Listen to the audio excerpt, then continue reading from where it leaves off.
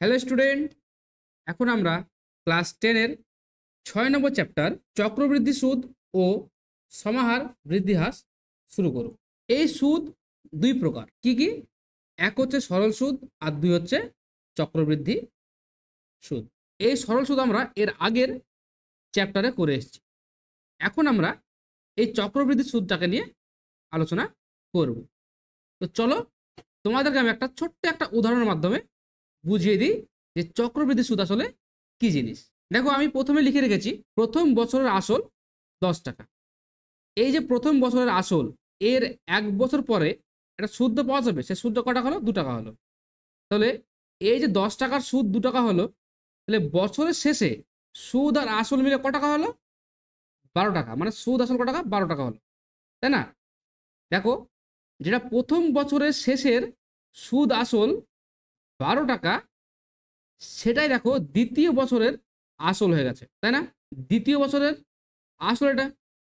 দ্বিতীয় বছরে যদি আবার সুদ বের করি আমি, সেখানে দেখা গেল আরো 1 টাকা বেড়ে 3 টাকা হয়েছে। দ্বিতীয় বছরের সুদ সেটা হলো 3 টাকা, ঠিক আছে? তাহলে দ্বিতীয় বছরের শেষে সুদ আর আসল কত টাকা হবে? সুদ হলো 3 টাকা আর আসল ছিল 12 টাকা, তাহলে কত হলো? 15 টাকা। তাহলে যেটা দ্বিতীয় বছরের শেষের সুদ আসল হচ্ছে 15 টাকা, সেটা যদি আবার তৃতীয় বছরের আসল হয়ে যায়, দেখো তৃতীয় বছরে এটা আসল হয়ে গেছে। এই তৃতীয় বছরের আসল 15 টাকা, তাহলে এই তৃতীয় বছর, যে তৃতীয় বছরের সুদ সেটা কটা হলো? 4 টাকা হলো, তাই না? তাহলে এই তৃতীয় বছরের শেষে আবার কত সুদ আসল কত টাকা হবে? 15 প্লাস 4 মানে 19 টাকা। দেখো, এইভাবে ক্রমান্বয়ে সুদটা আস্তে আস্তে বাড়তেই থাকছে। মানে কি, বছরের শেষে যে সুদটা পাচ্ছি আমরা, সেটা কি করছি আমরা? আসলের সঙ্গে যুক্ত করে দিয়ে সেটাকে পুনরায় আসল ধরে নিয়ে আমরা তার উপরে আবার কি করছি? সুদ নির্ণয় করছি, তাই তো? এই চক্র আকার, দেখো এটা চক্র আকারে বৃদ্ধি পাচ্ছে। প্রথমে 10 টাকা ছিল, 10 টাকার উপর সুদ নির্ণয় করেছিলাম, তারপর ওটা বৃদ্ধি পেয়ে 12 টাকা হয়ে গেছে আসলটা, ওটা আবার বৃদ্ধি পেয়ে 15 টাকা হয়ে গেছে, ওটা আবার বৃদ্ধি পেয়ে দেখো 19 টাকা হয়ে গেছে। এইভাবে দেখো চক্র আকারে বাড়তেই থাকছে। এরকম চক্র আকারে যদি বাড়তে থাকে, তাহলে এটা কি বলা হবে? চক্রবৃদ্ধি সুদ বলা হবে। তো এই চক্রবৃদ্ধি সুদ বের করার একটা নির্দিষ্ট নিয়ম বা ফর্মুলা আছে। তো চলো আমার ফর্মুলাটা দেখে নিই। তাহলে আমাদেরকে এই ফর্মুলা বের করার জন্য কিছু পরিমাণ আসল আমাদেরকে ধরে নিতে হবে। তাহলে ধরি আসল সমান পি টাকা এবং চক্রবৃদ্ধি সুদের হার আর পার্সেন্ট আমরা ধরে নিলাম, ঠিক আছে? আমাদেরকে এই ধরে নিয়ে, মানে এই দুটো জিনিস ধরে নিয়ে করতে হবে। তোমরা জানো যে সরল সুদ কষার ক্ষেত্রে যে সুদ বের করার নিয়ম, আই সমান পি টি আর বাই 100, যেখানে পি হচ্ছে আসল ছিল, টি সময় ছিল, আর কি ছিল? সুদের হার ছিল, তাই তো? তো আমরা এই সূত্রটাকে কাজে লাগিয়েই আমরা চক্রবৃদ্ধি সুদের যে ফর্মুলা সেটা নির্ণয় করব। তো দেখো, তাহলে আমি তোমাদেরকে একটা উদাহরণ সাপেক্ষে আমরা 3টে বছর ধরে করব। তাহলে আমি প্রথম বছর করব একটা। প্রথম বছর সাপোজ ধরে নাও 2024-এর জন্য, ঠিক আছে? তারপরের বছর আমি বের করব দ্বিতীয় বছরের জন্য, দ্বিতীয় বছর এটা ধরো 2025, তৃতীয় বছর 2026 সাল, ঠিক আছে? আমরা এই 3টে বছরের জন্য বের করে কি করে সূত্রটা আসছে দেখে নিব। এই 24 সাল মানে 1 বছর, তাহলে সময় কত হচ্ছে এখানে? সময় হচ্ছে 1 বছর, ঠিক আছে? তাহলে এই প্রথম বছরের জন্য সুদ কি হবে? প্রথম বছরের যে সুদ, আই সমান পি টি আর বাই 100, তাহলে পি মানে কত? আসল। তাহলে আসল ইন্টু টি মানে 1 বছর, আমি তো 2024-এর জন্য বের করছি, তাহলে টি মানে হচ্ছে 1, আর পার্সেন্ট সুদের হার আর, তাহলে পি টি আর বাই 100, তাই তো? তাহলে এই প্রথম বছরের সুদ আর আসল কত হবে? সুদ প্লাস আসল কত হবে? সুদ ছিল এটা আর আসল ছিল পি টাকা, তাহলে P plus P R by 100, তাই তো? এখানে দেখো পি আছে, এখানেও পি, তাহলে পি কমন নিয়ে নিলাম, তাহলে 1 প্লাস আর বাই 100। আমি তোমাদেরকে প্রথমে দেখালাম যে প্রথম বছরের যেটা সুদ আসল হয়, ওটা দ্বিতীয় বছর কি হয়ে যায়? ওটা আবার আসল হয়ে যায়, তাই না? তাহলে দ্বিতীয় বছরে যদি ওটা আসল হয়ে যায়, তাহলে এটা কি দ্বিতীয় বছরের আসল? এটা হচ্ছে দ্বিতীয় বছরের আসল, দ্বিতীয় বছরের আসল এটা। তাহলে দ্বিতীয় বছরের সুদ কি হবে বলো? সেম জিনিস। তাহলে দ্বিতীয় বছরের সুদ কি হবে করতে হবে? পিটিআর বাই 100 এই সূত্র ফেলে দাও। তাহলে পি মানে কত? এই পুরোটা P into 1 plus R by 100, এটা হচ্ছে আসল, ইন্টু টি। টি মানে শুধুমাত্র 2025 সালটা হচ্ছে এবার, দ্বিতীয় বছর মানে কোন কোন সালটা? 2025 সালটা। তাহলে এটাও কি বছরটা কত হবে? 1 বছর হবে। তাহলে পি টি মানে 1। আর আমি তো বার্ষিক সুদের হার তো চেঞ্জ করছি না, আমি সব ক্ষেত্রেই বার্ষিক সুদের হার আর% থাকবে। তাহলে আর বাই 100। তাহলে দ্বিতীয় বছরের সুদ এটা পেয়ে গেলাম। তাহলে দ্বিতীয় বছরের সুদ আর আসল কি হবে? সুদ প্লাস আসল হবে।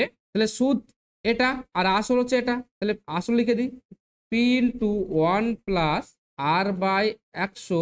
তাহলে এটা হচ্ছে আসল, তাহলে সুদ কোনটা? এটা। তাহলে কি হবে? P R into 1 plus R by 100/100, তাই তো? এবার দেখো এখানে দেখো 1 প্লাস আর বাই 100 আছে, আবার এখানে দেখো 1 প্লাস আর বাই 100 আছে, কমন নিয়ে নাও। 1 প্লাস আর বাই 100 কমন। তাহলে এখানে পড়ে থাকবে পি এই প্লাস, আর এখানে পড়ে থাকবে পি আর বাই 100। এখানে দেখো এই জায়গায় দেখো শুধু পি কমন আসবে। তাহলে 1 প্লাস আর বাই 100 রেখে দিলাম, এখানে পি কমন নিলাম, তাহলে কি বলতে হবে? এখানে 1 প্লাস আর বাই 100। তাহলে এখানে তো কি হচ্ছে? দেখো এখানে 1 প্লাস আর বাই 100, এখানে 1 প্লাস আর বাই 100, তাহলে ডবল হচ্ছে এটা। তাহলে 1 প্লাস আর বাই 1 সমান P into 1 plus R by 100 তার স্কোয়ার। তাহলে আমি এখানে পেয়েছি দেখো P into 1 plus R by 100, আর এখানে পেলাম P into 1 plus R by 100 তার স্কোয়ার। তাহলে আমি এবার তৃতীয় বছরের জন্য বের করি। এটা হচ্ছে দ্বিতীয় বছরের শেষের সুদ প্লাস আসল। তাহলে এটা যদি দ্বিতীয় বছরের শেষের সুদ আসল হয়, তাহলে এটা কি তৃতীয় বছরের আসল হয়ে যাবে না? এটা তৃতীয় বছরের আসল, তাই তো? তাহলে এই তৃতীয় বছরের ক্ষেত্রে মানে 2026 সালের ক্ষেত্রে সুদ কত হবে? সুদ কি হবে? এই সূত্র ফেলে দাও P T R by 100। P মানে কত? আসল, তাহলে আসল হচ্ছে এটা। তাহলে P into 1 plus R by 100 তার স্কোয়ার, এটা হচ্ছে কি আসল। টি টি মানে হচ্ছে সময়, তো সময় তৃতীয় বছর মানে কি 2026 সালে ধরেছি আমি। তাহলে এটাও কি আমি 1 বছরের জন্য করছি। টি হচ্ছে 1 আর বাই 100, এটা কি হলো? সুদ হলো, তাই তো? তাহলে সুদ প্লাস আসল কি হবে? সুদ প্লাস আসল সমান, তাহলে আসল প্লাস সুদ আমি করে দিচ্ছি। তাহলে আসল হচ্ছে কোনটা? P into 1 plus R by 100 তার স্কোয়ার প্লাস এইটা, তাই তো? P R P R into 1 plus R by 100 তার square by 100। P R into 1 plus R by 100 তার স্কোয়ার বাই 100। দেখো এখানে দেখো 1 প্লাস আর বাই 100, এখানে দেখো 1 প্লাস আর বাই 100 তার হোল স্কোয়ার, এটা কি একই আছে, তাহলে এটা কমন নিতে পারি। 1 প্লাস আর বাই 100 তার স্কোয়ার কমন নিলে এখানে কি পড়ে থাকবে?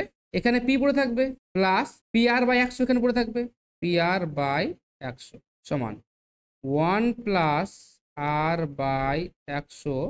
এখানে দেখো পি আছে, এখানে পি আছে, তাহলে পি কমন নিয়ে নাও, into P common. 1 plus R by 100। এবার দেখো এখানে দেখো 1 প্লাস আর বাই 100 তার স্কোয়ার আছে, আর এখানে দেখো 1 প্লাস আর বাই 100। তাহলে এটা যদি গুণ করে দিই কি হবে? P into 1 plus R by 100 তার কিউ। দেখো তোমরা একটা জিনিস খেয়াল করো তো, এবার দেখো তো এই যে প্রথম বছরের ক্ষেত্রে সুদ আসল কত ছিল? P into 1 plus R by 100 ছিল। দ্বিতীয় বছরের ক্ষেত্রে দেখো P into 1 plus R by 100 তার স্কোয়ার ছিল। আর তৃতীয় বছরের ক্ষেত্রে দেখো P into 1 plus R by 100 তার কিউব। তার মানে দেখো এখানেও যা ছিল এখানেও তাই আছে, এখানেও তাই আছে, শুধুমাত্র একটাই চেঞ্জ হচ্ছে কি? এই যে মাথায় যে পাওয়ারটা আছে, এখানে কিছু নেই মানে কত আছে? 1 আছে, তাই না? তাহলে এখানে 1 হচ্ছে, এখানে দেখো 2 হচ্ছে, এখানে 3 হচ্ছে। তাহলে এই 1 2 3 এগুলো আসলে কি বলতো? এগুলো হচ্ছে প্রথম বছর, এটা এটা হচ্ছে দ্বিতীয় বছর, এটা হচ্ছে তৃতীয় বছর। তাহলে এই মাথায় যেগুলো বাড়ছে সেগুলো কি আসলে? বছর বাড়ছে। কিন্তু দেখো সব সেম কি থাকছে? আসল একই থাকছে, বার্ষিক সুদের হার যেটা সেটাও একই থাকছে, তাই না? তাহলে এই যে, তাহলে আমরা সূত্র পেয়ে গেছি। তাহলে আমরা লিখতে পারি তাহলে সুদ তাহলে এই যে সুদ আসল, এই সুদ আসলের সূত্র হলো P into 1 plus R by 100 to the power n. দেখো আমি এই দেখো এখানে সবগুলো মান একই থাকছে, শুধুমাত্র একটাই মান দেখো চেঞ্জ হচ্ছে বারবার, 1 2 3, দেখো এই মানগুলো চেঞ্জ হচ্ছে। আমি ওই যেই মানটা চেঞ্জ হচ্ছে সেই জায়গায় কি লিখলাম, এন লিখলাম। তাহলে এনটা কি আসলে, এন হচ্ছে সময়, যেটা সব সময়তেই বছরে প্রকাশ করতে হবে, ঠিক আছে। তাহলে এটা কি আমাদের সুদ প্লাস আসলের সূত্র। এই চক্রবৃদ্ধিতে এই সুদ আসলটাকে বলা হয় সমূল চক্রবৃদ্ধি। যদি তোমাদেরকে বলা হয় সমূল চক্রবৃদ্ধি বের করো, তাহলে তোমরা কি করবা, এই সূত্রটা অ্যাপ্লাই করবা, ঠিক আছে। এবার তাহলে এটাকে সুদ প্লাস আসল, তাহলে তোমাকে যদি বলে শুধু সুদ বের করো, তাহলে কি করতে হবে, এখান থেকে শুধুমাত্র আসলটাকে বিয়োগ করে দিলেই আমরা কি পেয়ে যাব, সুদ পেয়ে যাব, তাই তো। আজকের ভিডিও এই পর্যন্তই। ভিডিওটি ভালো লাগলে চ্যানেলটিকে সাবস্ক্রাইব করে দিও এবং ভিডিওটিকে তোমার বন্ধুদের মধ্যে শেয়ার করে দিও। Thank you.